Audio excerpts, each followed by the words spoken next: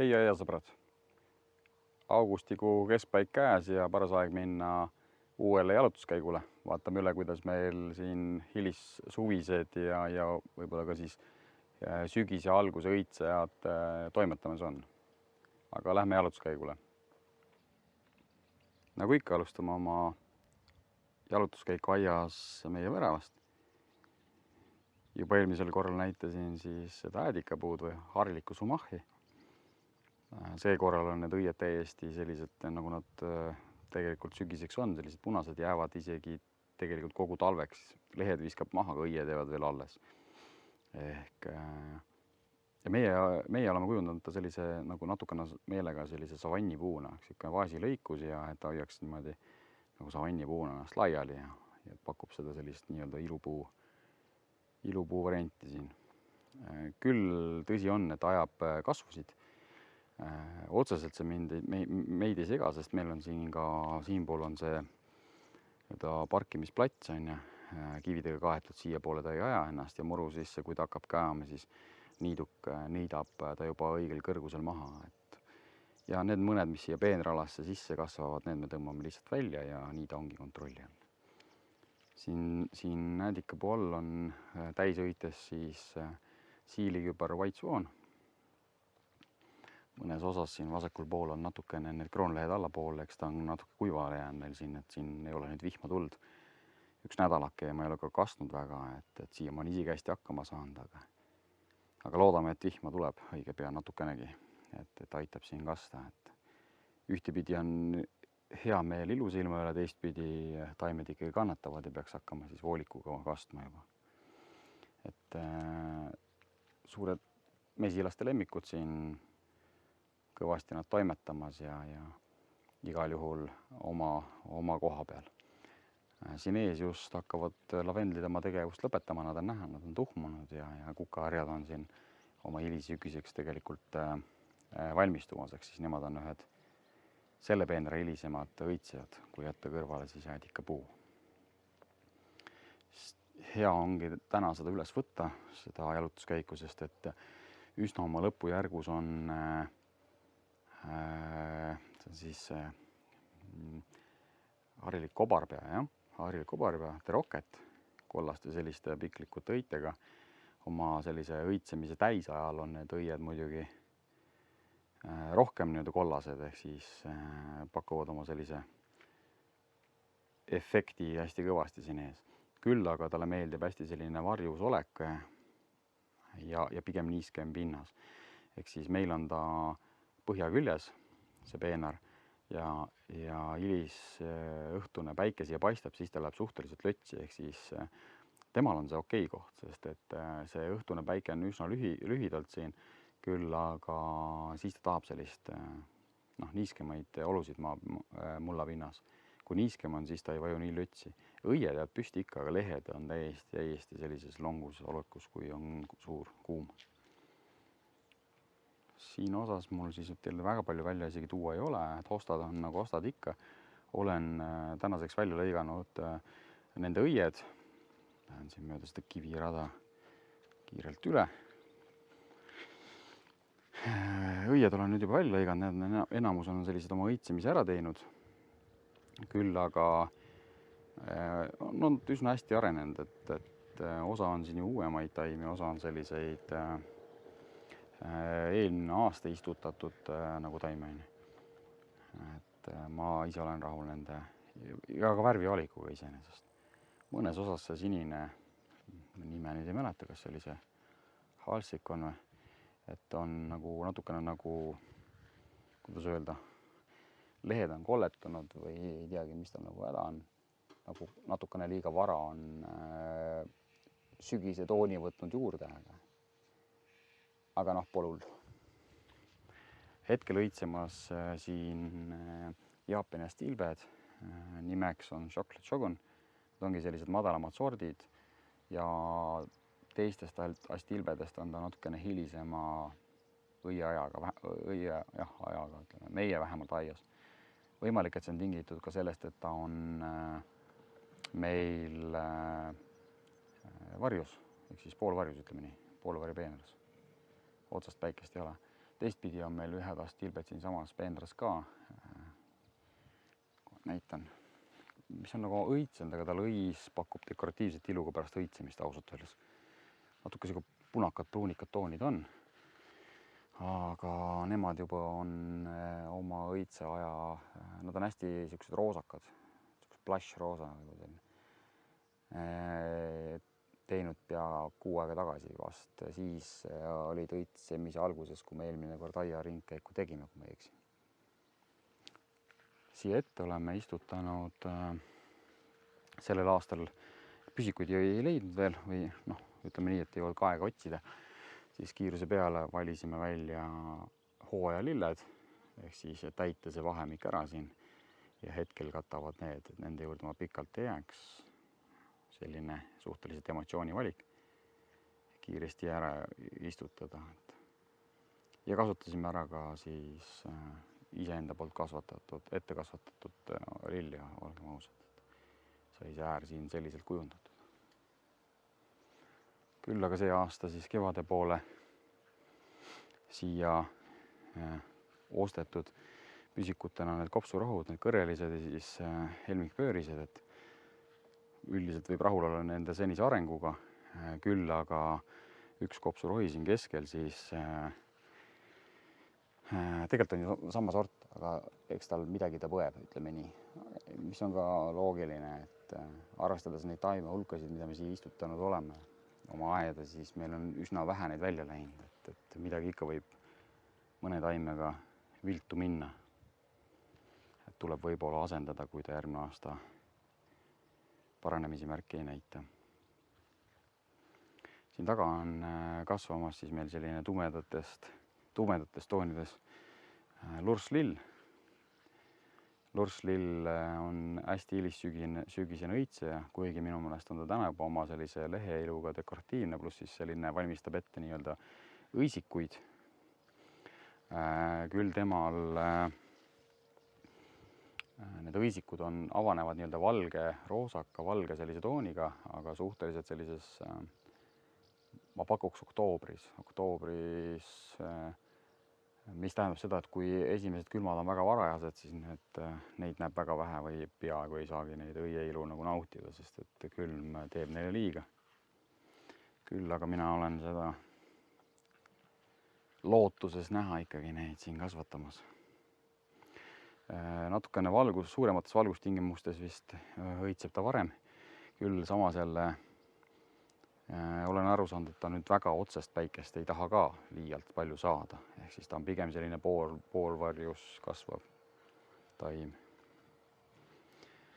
Meil on siia jäänud ka mõned kosmosed, mida otseselt ei ole see aasta ise istutanud, vaid nad külvasid ennast siin eelmistel aastatel ja lasime neil siin olla. Tänaseks oleme välja lõiganud ka enamus sõrmkübaralilli, et nad siia päris ise ei külvaks. Püüaks seda siiski kontrolli all hoida, sest seda ise külvatud hulka taimi ei suuda siit välja kuidagi rookida.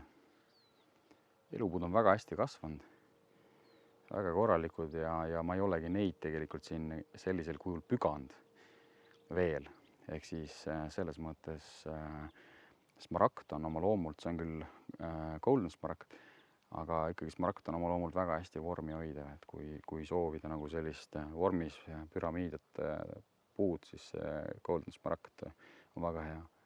Teine vist, mis on ka veel kollakam, on selline sankis, kui ma ei eksi, meie ajast seda küll pole, aga ta annab sellise särtsu teistsuguse tooni, eriti kui te kasutate seda mõne tumedama puu või ka pimedama koha näiteks varjus oleva koha taustal, et siis see kollane tuleb väga hästi sealt välja, annab oma tooni. Et meil siin taga on ju black lace ehk siis must leeder ja siit on ju näha, kuidas see töötab.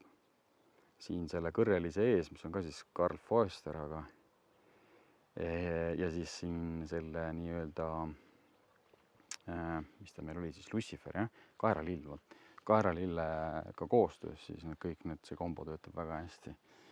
Nii koos selle elupuude taustal, kõrrelise taustal, kui ka siis tegelikult selle black lace'i juures.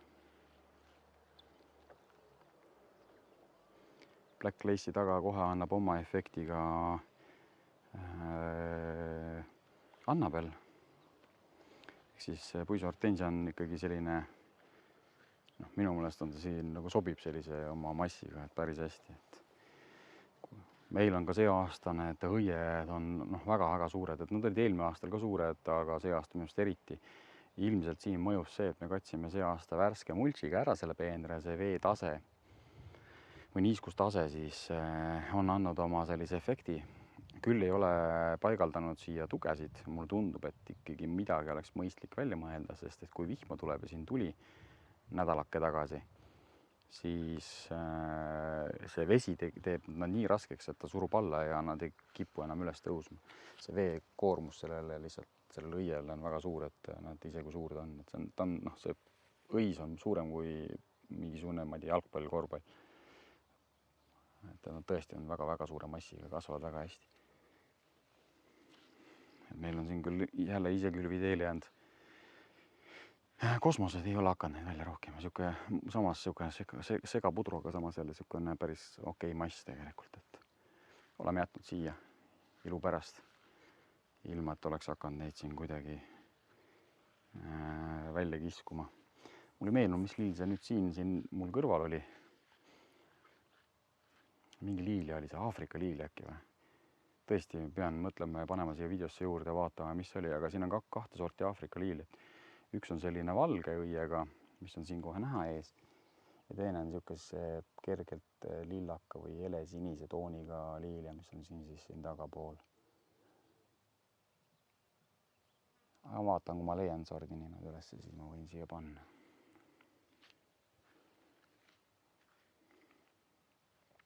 Minnes siis nüüd üle siia meie niinimetatud preeripeenrasse, siis siin on ka näha, et õitsema on hakanud täisõites nii-öelda on männas neiusilm Zagreb.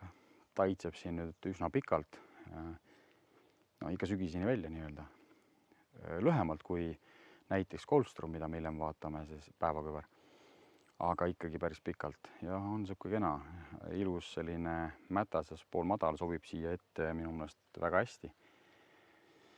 Küll kunagi algselt oli mõeldud, et ta on kombos nagu sinakate toonidega, aga tõsi on ka see ju, et salvia siin Caradonna kõrval vasakul on ju palju varasem, kuigi tema sellised püstised ära õitsenud oksad on üsna dekoratiivsed ka õitsemata. Mõnes osas siin taga natuke nad kippusid lavanduma, siis siin keskel oli auk nii-öelda. Need naiste nõgesid ei ole nagu täiskasvanud oma täisvõimluse juures. Need on see aasta istutatud ja tagasi lõigatud. Ehk siis need naiste nõgesid, mis meil siin taga on, nad võtavad aega, vajavad arenemiseks, kust aegaks järgmine aasta paistab. Kuigi nad peaksid olema sellised kõrguselt tegelikult sarnased, 60 sentimeetrit. Ja ma tõesti loodan, et see valge liatris siin ei jää, püstised liatrisid ei jää kuidagi liiga varju, ehk siis paistab, et kas peab hakkama mõtlema, et ümber istutama või jätamegi nad siia niimoodi salamisi siia sisse. Aga ma arvan, et see Zagreb töötab siin väga hästi ka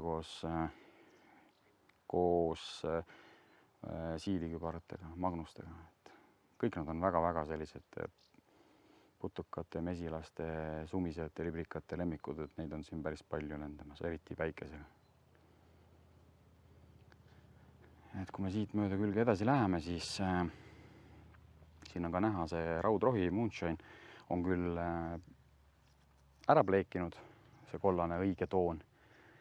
Eks ta on hakkab lõpupoole jõudma, aga ta on väga pikk õitse ja tal jääb see dekoratiivne leht või see õisik või alles päris pikalt. Tema õiget tooni on tegelikult näha siin mõnel üksikul tagumisel värskemal õiel. Aga ta töötab väga hästi siiamaani nende siniste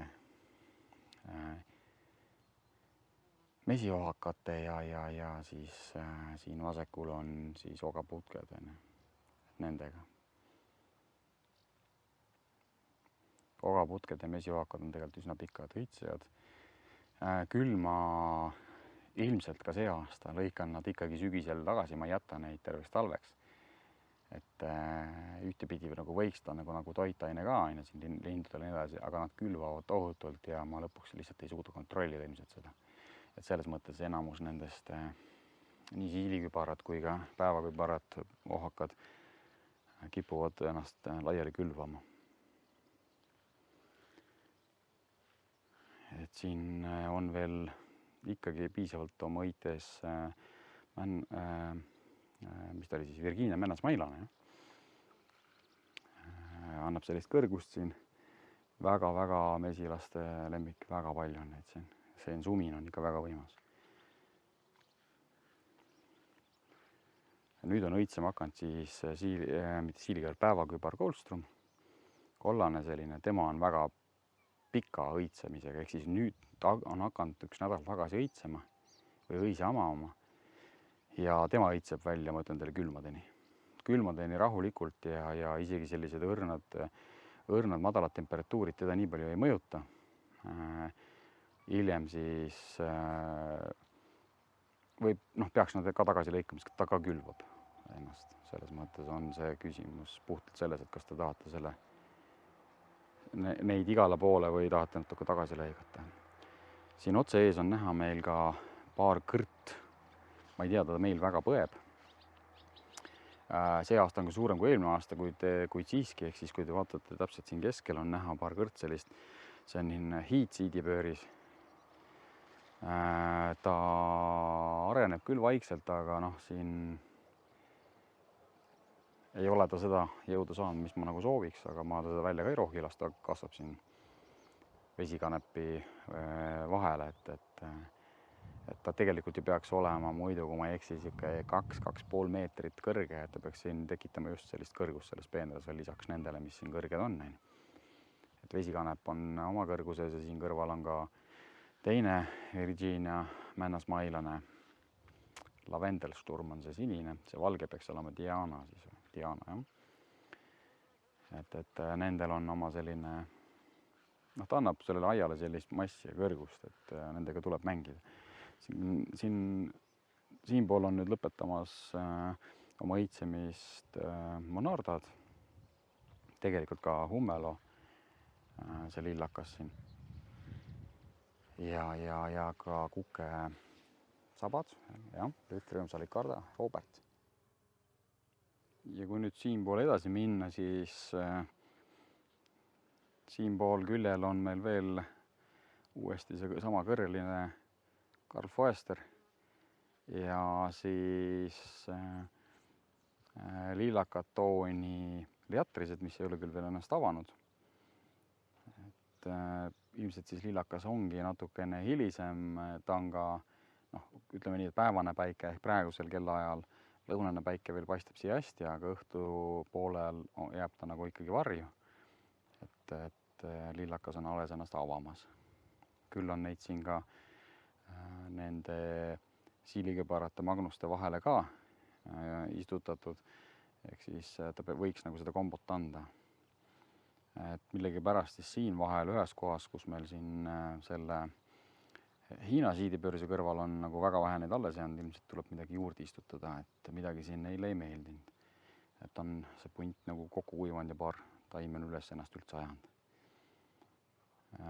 Võib-olla talv tegi liiga, sest et tal on ikkagi selline sibula tüüpi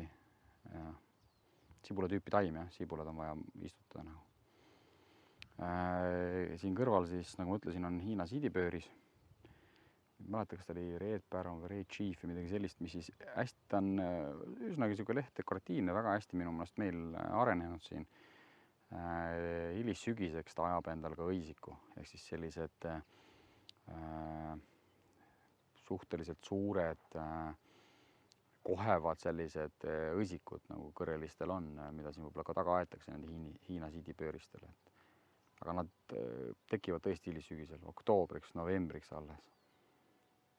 Vaata siis, kui nibin-nabin ennem, kui peab hakkama seda ka katma juba. Et nii seda Hiina siidipöörist kui ka seda hiidsiidipöörist, mis siin taga on, ma reeglina talveks siis katan sellise sõmera liivaga, ostan seda kõige jämedamat liiva kotis ja valan siis selle koha üle, et nad ei kannata sellist väga otsest niiskust, siis liiv pakub sellist samas piisavalt nagu sooja maapinnasena, et külm tal liiga ei teeks ja teistpidi laseb vee läbi, et et Eesti talved on sellised, nagu nad on. Aga selline see meie preeriapeenra osa on. Ma arvan, et selleks aastaks, ma ise olen väga rahul, kuidas ta selleks aastaks on siin arenenud ja võib, ta on ongi täis kasvanud, et mõnes osas siin veel, siin sama sees, nagu ma ütlesin, siis see naiste nõges veel peab arenema ja võib-olla tõesti siin sinist jatrist aga muidu on täitsa kena. Muus osas ma aias võib-olla suuremat juttu ei teekski, et siin puupeenardega oleme ikka hädas oma sellise osjaga, jah. Siinpool otsas siin on näha, kus on natuke paljam, on see papitükk pandud mulle niisugune mujal, kus oli paber pandud, sealt on kõik läbi kasvanud. Et siin me ikkagi võitleme, ütleme nii, selle osjaga ja peame plaani järgmiseks aastaks, et ilmselt kevadel ma võtan midagi ette.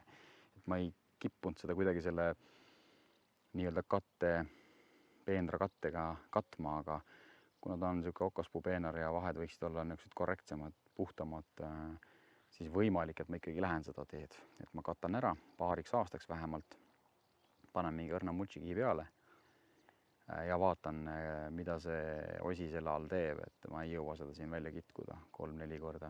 No iga kuu vähemalt paari nädala tagant peaks siin hakkama kitkuma, et see on teistest peenardest ta on ikkagi märksa väiksem. Peab sellega küll tegelema, aga oleme suutnud kontrolli alla hoida, aga nendes kahjuks mitte. Ilmselt ka see, et ma ei julge siin väga tugevalt lubjata, et öeldakse, et lubi mõjub neile kehvemini, aga ma ei tea, kuidas lubi ja okaspuud omavahel nagu kokku käivad. Üldvaade on meil siis siit aia poolt on siis aiale selline. Aga meie okaspuud on üldiselt, ma olen väga rahul nende arenguga siiamaani. Mis põeb rohkem, mis põeb vähem, aga üldiselt ikkagi olen rahul. Diabolo on ikka siin vägagi dekoratiivne, kuigi on ära õitsenud kõik. Aga siin on ka näha, et meie niisugused väga väikesed 40-50 sentimeetri kõrgused okaspuud, mis olid ostetud kunagi, on kasvanud väga hästi. Nulg on siin ikkagi väga korraliku kõrguse peale visanud. Kanada kuused on okei. Ja ka siis see sinakas kuusk, hopsi oli ta, see sordi nimi on väga hästi kasvanud. Tema oli meil küll vist niisugune ülipisikene, 30-40 sentimeetrit, kui ma nüüd õieti mäletan. Ja see on kogu kasv, mis on siis 4 vist aastaga või 5 aastaga kasvanud. Kui keegi kardab okaspuud, nii-öelda istutada väikest okaspuud ja kardab seda kasvu kiirust, siis siin on teile vastupidine nagu näide. Ja ka meie jugapuud on siis eelmise aasta külmakahjudest täiesti taastunud, korralikud ja väga ilusad näevad välja see aasta.